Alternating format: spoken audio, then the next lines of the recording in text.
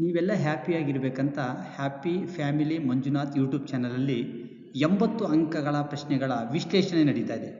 ಪೂರ್ವ ಸಿದ್ಧತಾ ಪರೀಕ್ಷೆಗೆ ಸಂಬಂಧಪಟ್ಟ ಹಾಗೆ. ಇದು ಭಾಗ 4. ಈಗ ನಾನು ಮಾಡ್ತಾ ಇರೋದು ಭಾಗ 4. ಮಕ್ಕಳೇ, ಭಾಗ 1, ಭಾಗ 2, ಭಾಗ 3 ಆದಮೇಲೆ ಈಗ ಭಾಗ 4ರಲ್ಲಿ ನಾನು ನಿಮ್ಮನ್ನು ಕರ್ಕೊಂಡು ಹೋಗ್ತಾ ಇದ್ದೀನಿ. ಯಾವ ಪ್ರಶ್ನೆಗಳು, ನಂಬರ್ ಯಾವುದು? 29ರಿಂದ 33 ಪ್ರಶ್ನೆಗಳು ನಮ್ಮ ಮುಂದೆ ಇವತ್ತು. ಯಾವುದು ಇದು ಭಾಗ? ಸಂದರ್ಭ ಮಕ್ಕಳೇ, ತುಂಬ ಇಂಪಾರ್ಟೆಂಟ್ ಆಗಿರ್ತಕ್ಕಂಥ ಒಂದು ಸಂದರ್ಭ. ನನ್ನ ವಿವೇಚನೆಯಲ್ಲಿ 5 ಸಂದರ್ಭಗಳನ್ನು ನಾನು ಈ ರೀತಿ ವಿವರಿಸ್ತೀನಿ. ನಾನು ಭಾಗ 4ಕ್ಕೆ ಹೋಗೋಣ. ನೋಡಿ, 5 × 3 15 ಅಂಕಗಳ ಗುತ್ತಿ. ಈ ಸಂದರ್ಭವನ್ನು ನಾವು ಸರಿಯಾದ ರೀತಿಯಲ್ಲಿ ಬರೆದಿದ್ದೆ ಆದರೆ ಹೆಚ್ಚು ಕಡಿಮೆ ನಾವು ಔಟ್ ಆಫ್ ಔಟ್ ತಗೊಳೋದಕ್ಕೆ ಹತ್ತಿರ ಆಗ್ತೀರಿ ಅಂತ. 29ನೇ ಪ್ರಶ್ನೆ ನೋಡೋಣ.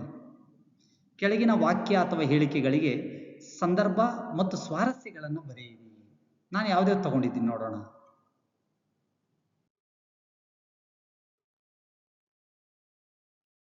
ಏನಾದರೂ ವರವನ್ನು ಕೇಳಿಕೊಡುತ್ತೇನೆ. ಒಣಮರದ ಗಿಳಿ ಬಿಡೋಕ್ಕಾಗುತ್ತಾ? ನಾವೆಲ್ಲ ಆರಾಮಿತ್ರ ಅವ್ರನ್ನ ನಾವು ಸೈಡ್ಗೆ ಇಡೋಕ್ಕಾಗುತ್ತಾ? ನೋಡಿ, ಒಣಮರದ ಗಿಳಿ ನಾನು ತಗೊಂಡಿರ್ತಕ್ಕಂಥದ್ದು. ಆಯ್ಕೆ ನಾನು ಹೈಲೈಟ್ ಮಾಡ್ತಾ ಹೋಗ್ತೀನಿ ನೋಡಿ. ಈ ವಾಕ್ಯವನ್ನು, ಅಂದರೆ ಏನಾದರೂ ವರವನ್ನು ಕೇಳಿಕೊಡುತ್ತೇನೆ, ಈ ವಾಕ್ಯವನ್ನು ಆರಾಮಿತ್ರ ಅವರು ಬರೆದಿರುವ ಮಹಾಭಾರತದ ಪಾತ್ರ ಸಂಗತಿಗಳು ಎಂಬ ಪುಸ್ತಕದಿಂದ ಆಯ್ದ ಒಣಮರದ ಗಿಳಿ ಎಂಬ ಗದ್ಯದಿಂದ ಆರಿಸಲಾಗಿದೆ. ಇದು ಆಯ್ಕೆಯಾಗಿರುತ್ತೆ ಮಕ್ಕಳೇ. ಮಾತು, ಏನಾದರೂ ವರವನ್ನು ಕೊಡುತ್ತೇನೆ, ಇಂದ್ರ ಗಿಳಿಗೆ ಹೇಳಿದ ಮಾತು. ಇಂದ್ರ ಗಿಳಿಗೆ ಹೇಳಿದ ಮಾತು. ಮುಂದೆ ನೋಡೋಣ.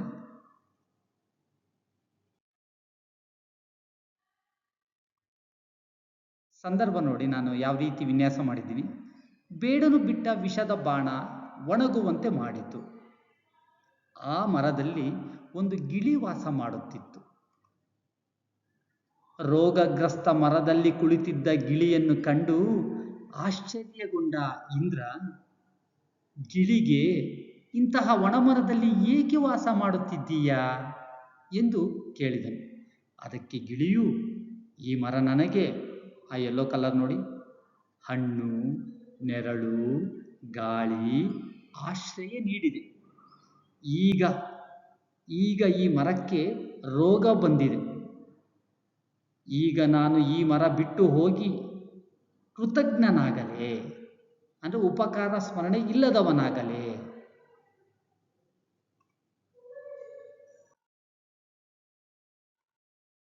ನಾನು ಬೇರೆ ಕಡೆ ಹೋಗಿ ಆಹಾರ ಹುಡುಕಿಕೊಂಡು ಬರುತ್ತೇನೆ. ಆದರೆ ನನ್ನ ವಾಸ ಮಾತ್ರ ಇಲ್ಲೇ. ಈ ಮರಕ್ಕೆ ಒಳ್ಳೆಯ ದಿನ ಬರಲಿ ಎಂದು ಹಾರೈಸುವೆ ಎಂದಿತು. ಈ ಮಾತಿನಿಂದ ಸಂತಸಗೊಂಡ ಇಂದ್ರ, ಗಿಳಿಯ ನಡತೆ ಈ ಲೋಕಕ್ಕೆ ವಿರುದ್ಧವಾಗಿದೆ ಎಂದು ಮೆಚ್ಚಿ, ಈ ಮೇಲಿನಂತೆ ಏನಾದರೂ ವರವನ್ನು ಕೊಡುತ್ತೇನೆ, ನಿನ್ನ ತತ್ವನಿಷ್ಠೆಯ ಗುಣ ನನಗೆ ಮೆಚ್ಚುಗೆಯಾಗಿದೆ ಎಂದು ಇಂದ್ರ ಈ ಮೇಲಿನ ಮಾತನ್ನು ಹೇಳಿದ್ದಾನೆ. ಸ್ವಾರಸ್ಯ ನೋಡೋಣ ಮಕ್ಕಳೇ. ಗಿಳಿಯ ಪರೋಪಕಾರದ ಗುಣ, ಬೇರೆಯವ್ರಿಗೂ ಉಪಕಾರ ಆಗಬೇಕು, ಬೇರೆಯವ್ರಿಗೂ ಒಳ್ಳೆಯದಾಗಬೇಕು ಅನ್ನೋ ಗುಣ ಇಲ್ಲಿ ಸ್ವಾರಸ್ಯವಾಗಿ ಬಂದಿದೆ. ಇಂದ್ರ ಇದನ್ನು ಮೆಚ್ಚಿದ್ದಾನೆ. ಇದು ಸ್ವಾರಸ್ಯವಾಗಿ ನಾವು ನೋಡ್ತೀವಿ ಮಕ್ಕಳು. ಇದು 29ನೇ ಸಂದರ್ಭ.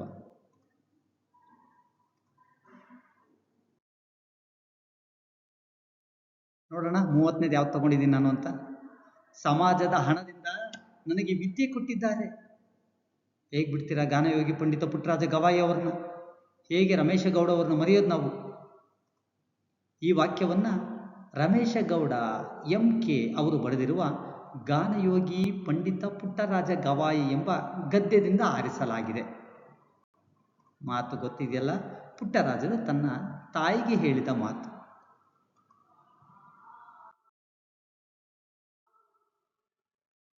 ಬೆಳೆದು ದೊಡ್ಡವನಾಗಿ ಸಕಲ ವಿದ್ಯೆಗಳಲ್ಲಿ ಪಾರಂಗತನಾದ ತನ್ನ ಮಗನನ್ನು ನೋಡಿದ ಸಿದ್ದಮ್ಮ, ಪಂಚಾಕ್ಷರದ ಅನುಮತಿ ಕೇಳಿರುವೆ, ನನ್ನ ಜೊತೆ ಬಾ ಕಂದ, ಮನೆಗೆ ಬಾ ಕಂದ ಎಂದು ಪುಟ್ಟರಾಜರನ್ನ ಕೇಳಿದರು. ಆಗ ಪುಟ್ಟರಾಜರು, ನನಗೆ ನನ್ನ ಸರ್ವಸ್ವವೂ ನನ್ನ ಗುರುಗಳು, ಅವರ ಬಳಿ ವಿದ್ಯೆ ಕಲಿತಿರುವೆ, ನಾನು ಬರುವುದಿಲ್ಲ ಎಂದು ತನ್ನ ತಾಯಿಗೆ ಮನವರಿಕೆ ಮಾಡಿಕೊಡುವ ಸಮಯದಲ್ಲಿ, ವಿನಯದಿಂದ ಮನವರಿಕೆ ಮಾಡುವ ಸಮಯದಲ್ಲಿ, ಸಮಾಜದ ಹಣದಿಂದ ನನಗೆ ವಿದ್ಯೆ ಕೊಟ್ಟಿದ್ದಾರೆ ಅಮ್ಮ, ನಾನು ಹೇಗೆ ಬರಲಿ ಅಂತ ಕೇಳ್ತಾರೆ. ಸ್ವಾರಸ್ಯ ನೋಡೋಣ ಮಕ್ಕಳೇ. ಪುಟ್ಟರಾಜರು ತನ್ನ ಗುರುಗಳನ್ನು ಆಚಾರ್ಯ ದೇವೋಭವ ಎಂದು ಕರೆದಿರುವುದು ಈ ಸಾಲಿನ ಸ್ವಾರಸ್ಯವಾಗಿದೆ. ಅಂದರೆ ಗುರುಗಳನ್ನು ಯಾವ ಮಟ್ಟದಲ್ಲಿ ಅವರು ನಿಲ್ಲಿಸಿದ್ದಾರೆ ಅನ್ನೋದೇ ಸ್ವಾರಸ್ಯ. ಹೋಗ್ಬೋದಾಗಿತ್ತು ಪುಟ್ಟರಾಜರು, ಹೋಗಲಿಲ್ಲ. ಹಾಗಾಗಿ ಇದು ಆಚಾರ್ಯ ದೇವೋಭವ ಅನ್ನೋದು ಸ್ವಾರಸ್ಯವಾಗಿ ನಾವು ನೋಡ್ಬೋದು. ಮುಂದೆ ನೋಡೋಣ ಮುಂದಿನ ಸಂದರ್ಭ.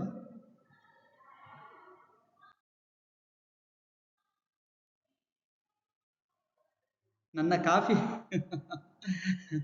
ಕಾಫಿ ಕೂಡ ಚೆನ್ನಾಗಿರುತ್ತದೆ. ಯಾಕೆ ನಾನು ನಗು ಬಂತು ನನಗೆ ಗೊತ್ತಾ? ಗುರುಗಳ ಸ್ವಾರಸ್ಯ, ಗುರುಗಳ ಹಾಸ್ಯ, ಗುರುಗಳ ಅತಿಥಿ ಸತ್ಕಾರ ಇಲ್ಲಿ ಸ್ವಾರಸ್ಯವಾಗಿ ಬಂದಿದೆ. ನಾನು ಮುಂಚೆನೇ ಸ್ವಾರಸ್ಯ ಹೇಳ್ಬಿಟ್ಟೆ. ಯಾವ ಲೆಸನ್? ಈ ವಾಕ್ಯವನ್ನು ಗುರುರಾಜ ಕರ್ಜಗಿಯವರು ಬರೆದಿರುವ ಕರುಣಾಳು ಬಾ ಬೆಳಕೆ ಎಂಬ ಪುಸ್ತಕದಿಂದ ಆಯ್ದ ಕಾಫಿ ಕಪ್ಪು ಎಂಬ ಗದ್ಯದಿಂದ ತೆಗೆದುಕೊಳ್ಳಲಾಗಿದೆ. ಯಾರ್ಯಾರಿಗೆ ಹೇಳ್ತಾ ಇದ್ದಾರೆ? ಗುರುಗಳು ವಿದ್ಯಾರ್ಥಿಗಳಿಗೆ, ತನ್ನ ವಿದ್ಯಾರ್ಥಿಗಳಿಗೆ ಹೇಳಿದ ಮಾತು.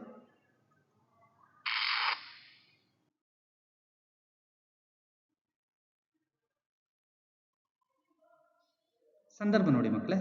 ಗುರುಗಳು ತಮ್ಮ ಮನೆಗೆ ಬಂದ ಹಳೆಯ ವಿದ್ಯಾರ್ಥಿಗಳನ್ನು ನೋಡಿ ತುಂಬ ಸಂತಸಗೊಂಡು ಅವರನ್ನು ಕುಳ್ಳರಿಸಿ ಯೋಗಕ್ಷೇಮ ಸಮಾಚಾರದ ಮಾತನಾಡುವಾಗ, ಹೇಗಿದ್ದೀರಾ, ಏನು ಸಮಸ್ಯೆಗಳು ಅಂತ ಹೇಳುವಾಗ, ಮಾತಿನ ಮಧ್ಯೆ ಗುರುಗಳು ವಿದ್ಯಾರ್ಥಿಗಳಿಗೆ 5 ನಿಮಿಷ ಇರಿ ಮಕ್ಕಳೇ, ನಿಮಗೆಲ್ಲ ಒಳ್ಳೆಯ ಕಾಫಿ ಮಾಡಿಕೊಂಡು ಬರುತ್ತೇನೆ ಅಂತ ಹೇಳಿ ಸೀದಾ ಅಡುಗೆ ಮನೆಗೆ ಹೋಗ್ತಾರೆ.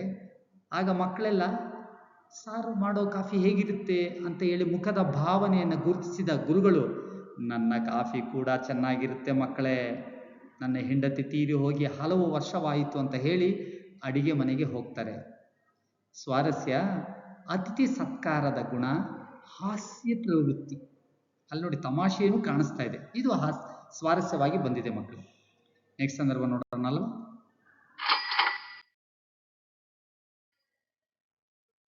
ನನ್ನ ಗೋಪಾಲ, ನಮ್ಮ ಗೋಪಾಲ, ನನ್ನ ಗೋಪಾಲ, ಆ ಗೋಪಾಲ ಕೊಡಬೇಕು, ನಾವು ಉಣಬೇಕು. ಕುವೆಂಪು ಅವರು, ನಮ್ಮ ರಾಷ್ಟ್ರಕವಿ. ಈ ವಾಕ್ಯವನ್ನು ಕುವೆಂಪು ಅವರು ಬರೆದಿರುವ ನನ್ನ ಗೋಪಾಲ ಎಂಬ ಕೃತಿಯಿಂದ ಆಯ್ದ ನನ್ನ ಗೋಪಾಲ ಎಂಬ ನಾಟಕದಿಂದ ತೆಗೆದುಕೊಳ್ಳಲಾಗಿದೆ. ಗೋಪಾಲನ ತಾಯಿ ಗೋಪಾಲನಿಗೆ ಹೇಳ್ತಾ ಇದ್ದಾಳೆ ಈ ಮಾತನ್ನು. ಸಂದರ್ಭ ನೋಡೋಣ ಮಕ್ಕಳೇ.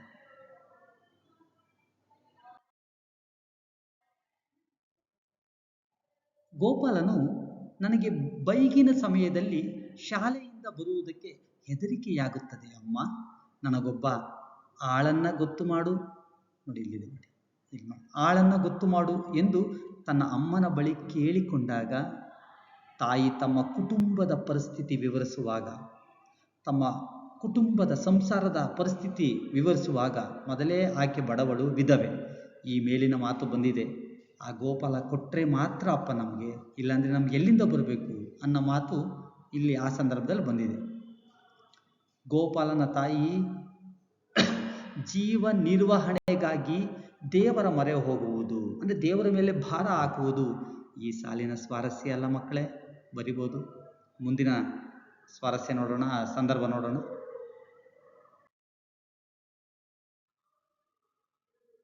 ಸಿಡುಕು ಮಿಡುಕನ್ನು ತೊರೆದು ಮೌನಿಯಾಗು, ಸಿಪಿಕೆ ಸದ್ದು ಮಾಡದಿರು. ಪಯಂ ತಗೊಂಡಿದ್ದೀನಿ ನಾನು. ಸಂದರ್ಭ, ಸಿಡುಕು ಮಿಡುಕನ್ನು ತೊರೆದು ಮೌನಿಯಾಗು. ಈ ವಾಕ್ಯವನ್ನು CPK ಅವರು ಬರೆದಿರುವ ಬೊಗಸೆ ಎಂಬ ಕವನ ಸಂಕಲನದಿಂದ ಆಯ್ದ ಸದ್ದು ಮಾಡದಿರು ಎಂಬ ಪದ್ಯದಿಂದ ಆರಿಸಲಾಗಿದೆ. ಕವಿ ಮಾನವನ ಬದುಕಿನ ಕುರಿತು, ಜೀವನದ ಕುರಿತು ಈ ಮಾತನ್ನು ವಿವರಿಸಿದ್ದಾರೆ.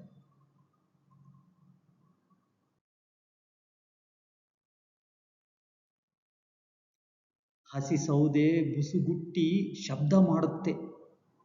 ಸಿಡಿಮದ್ದು ಮದ್ದಿಗೆ ಕಿಡಿ ತಾಕಿದ ತಕ್ಷಣ ಅಬ್ಬರಿಸುತ್ತೆ. ಆ ರೀತಿ ನಾವು ಇರದೆ ಸೂರ್ಯ ಕಿರಣಕ್ಕೆ ಫಾಗ್ ಮಂಜಿನ ಹನಿ ಮೌನವಾಗಿ ಕರಗುವಂತೆ, ಶಬ್ದವಿಲ್ಲದೆ ಸದ್ದು ಮಾಡದೆ ಕರಗುವಂತೆ ನಮ್ಮ ಜೀವನ ಇರಬೇಕು ಅಂತ ವರ್ಣಿಸುವಾಗ ಕವಿ ಈ ಮೇಲಿನಂತೆ ಹೇಳಿದ್ದಾರೆ. ಸ್ವಾರಸ್ಯ ನೋಡೋಣ ಮಕ್ಕಳೇ.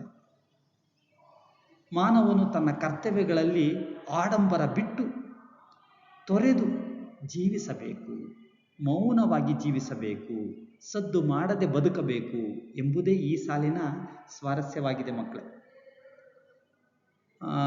ನಾನೊಂದು 10 ನಿಮಿಷದಲ್ಲಿ ಒಂದು 5 ಸಂದರ್ಭಗಳನ್ನು ನಿಮ್ಮ ಮುಂದೆ ತಂದಿದ್ದೀನಿ. ಯಾಕಂದರೆ ಇದು ಎಲ್ಲ ಲೆಂತಿ ಆನ್ಸರ್ ಆಗಿರೋದ್ರಿಂದ ನಿಧಾನವಾಗಿ ನಾನು ಭಾಗವಾಗಿ ವಿಂಗಡಿಸಿದ್ದೀನಿ ಮಕ್ಕಳೇ.